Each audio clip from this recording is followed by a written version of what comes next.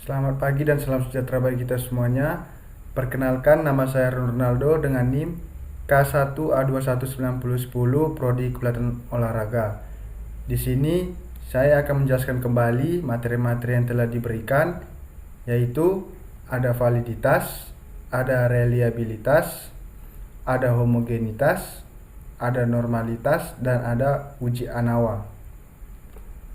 Yang pertama, validitas. Menurut Soekardi, validitas suatu instrumen evaluasi mengukur sejauh mana suatu tes mengukur apa yang hendak diukurnya. Banyak dikemukakan tentang jenis-jenis validitas.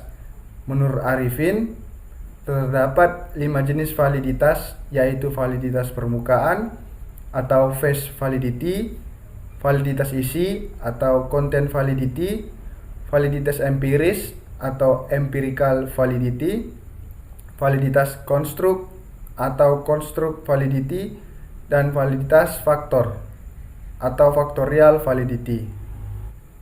Oke, kita lanjut.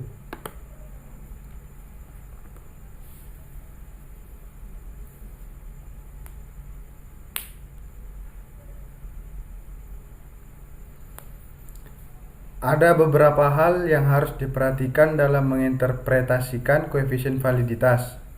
Antara lain, data mengenai karakteristik, sampel validitas, prosedur-prosedur dalam pengukuran validitas, dan pola kriteria khusus yang dikorelasikan dengan hasil tes tersebut. Yang kedua, reliabilitas.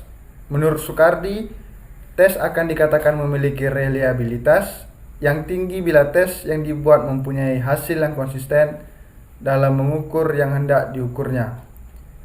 Ada beberapa tipe reliabilitas tes yang sering digunakan dalam kegiatan evaluasi, dan masing-masing reliabilitas mempunyai konsistensi yang berbeda-beda. Menurut Ari Kunto, metode yang dapat digunakan dalam memperoleh reliabilitas ada 3 metode: bentuk paralel atau ekuivalen, metode tes ulang, tes retest method, dan metode belah dua atau split half method. Pada metode belah dua atau split half method, pengetes hanya menggunakan sebuah tes dan dicobakan satu kali.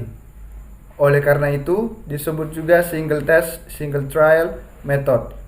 Untuk mengetahui reliabilitas seluruh tes harus digunakan rumus Spearman-Brown.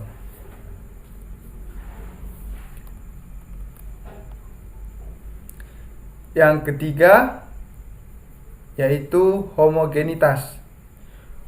Uji homogenitas merupakan uji perbedaan antara dua atau lebih populasi.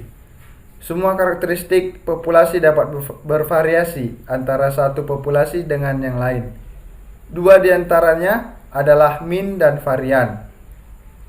Selain itu masih ada bentuk distribusi, median, modus, range, dan lain-lain. Jenis-jenis uji homogenitas. Ada uji Bartlett, ada uji Harley-Pearson. Ciri-ciri uji homogenitas yaitu menguji kesamaan varian setiap kelompok data. Persyaratan uji homogenitas diperlukan untuk melakukan analisis inferensial dalam uji komparasi.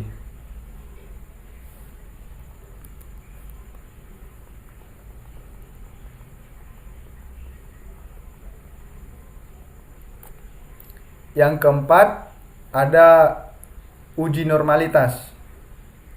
Pengertian uji normalitas yaitu uji untuk mengukur apakah data yang didapatkan memiliki distribusi normal sehingga dapat dipakai dalam statistik parametrik atau statistik inferensial.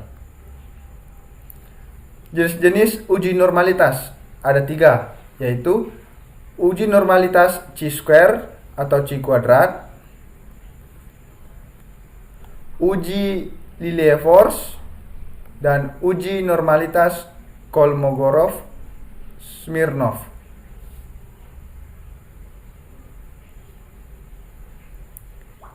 Ciri-ciri uji normalitas yaitu mengetahui normal tidaknya suatu distribusi data. Uji statistik parametrik mensyaratkan data harus terdistribusi normal.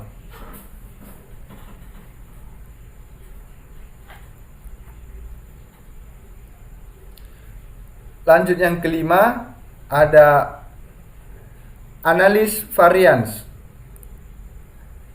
atau dalam bahasa Inggrisnya analysis of variance, dan bisa disingkat ANAVA atau ANOVA, adalah suatu metode analisis statistika yang termasuk ke dalam cabang statistika inferensi. Uji dalam ANAVA atau ANOVA menggunakan uji F karena dipakai untuk pengujian lebih dari 2 sampel. Dalam praktik, analisis variance dapat merupakan uji hipotesis, lebih sering dipakai, maupun pendugaan, estimasi, khususnya di bidang genetika terapan. ANAVA digunakan untuk melakukan analisis komparasi multivariabel. Teknik ini menggunakan tes T, yakni dengan mencari perbedaan yang signifikan dari dua buah min hanya efektif bila jumlah variabelnya 2. Untuk mengatasi hal tersebut, ada teknik analisis komparatif yang lebih baik, yaitu analysis of variance yang disingkat ANAVA atau ANOVA. ANAVA digunakan untuk membandingkan rata-rata populasi, bukan ragam populasi. Jenis data yang tepat untuk ANAVA adalah nominal dan ordinal pada variabel bebasnya. Jika data pada variabel bebasnya dalam bentuk interval atau rasio, maka harus diubah dulu dalam bentuk ordinal atau nominal. Sedangkan variabel terikatnya adalah data interval atau rasio. Adapun asumsi dasar yang harus terpenuhi dalam analisis varian adalah 1. Kenormalan. Distribusi data harus normal. Agar data berdistribusi normal dapat ditempuh dengan cara memperbanyak jumlah sampel dalam kelompok. 2. Kesamaan variansi. Setiap kelompok hendaknya berasal dari populasi yang sama dengan variansi yang sama pula. Bila banyaknya sampel sama pada setiap kelompok, maka kesamaan variansinya dapat diabaikan. Tetapi bila banyak sampel pada masing-masing kelompok tidak sama, maka kesamaan variasi populasi sangat diperlukan. Yang ketiga, pengamatan bebas. Sampel hendaknya diambil secara acak atau random, sehingga setiap pengamatan merupakan informasi yang bebas.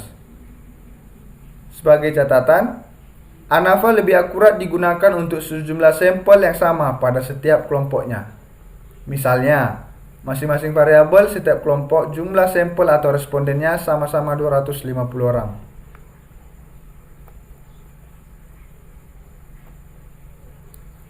ANAVA dapat digolongkan ke dalam beberapa kriteria, yaitu klasifikasi satu arah atau one way ANAVA. ANAVA klasifikasi satu arah merupakan ANAVA yang didasarkan pada pengamatan satu kriteria atau satu faktor yang menimbulkan variasi.